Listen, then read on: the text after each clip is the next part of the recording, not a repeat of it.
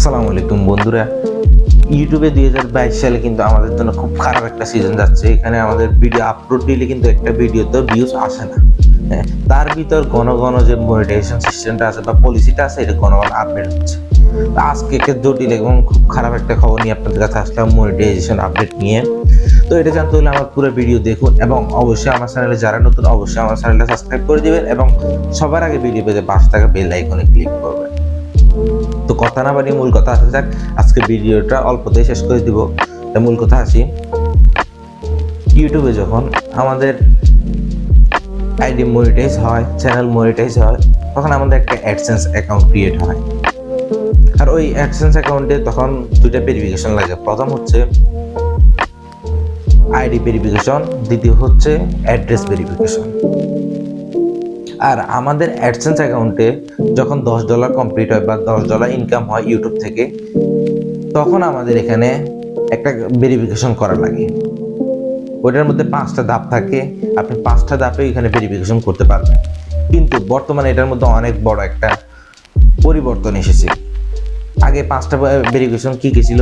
প্রথমে ছিল হচ্ছে voter ID verification, passport verification, তারপর ছিল হচ্ছে আপনি যে রেশন কার্ড ভেরিফিকেশন অথবা পেন আইডি ভেরিফিকেশন। হ্যাঁ, তার আরেকটা ছিল ড্রাইভিং লাইসেন্স। হ্যাঁ, ড্রাইভিং লাইসেন্স ভেরিফিকেশন ছিল। টোটাল 5টা ভেরিফিকেশন ছিল।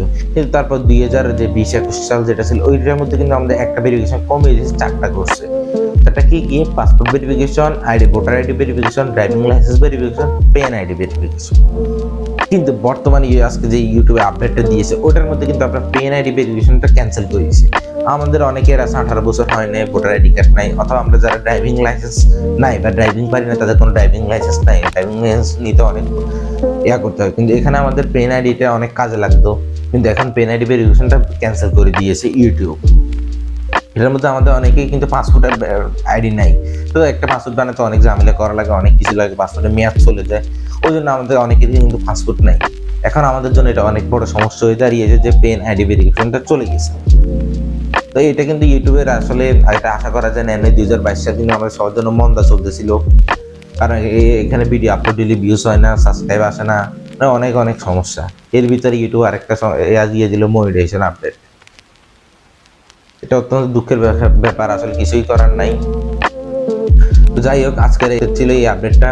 তো এরকম আরো নতুন নতুন আপডেট পেতে আমার চ্যানেলটা অবশ্যই সাবস্ক্রাইব করে পাশে থাকবেন। ধন্যবাদ সবাই। আসসালামু আলাইকুম।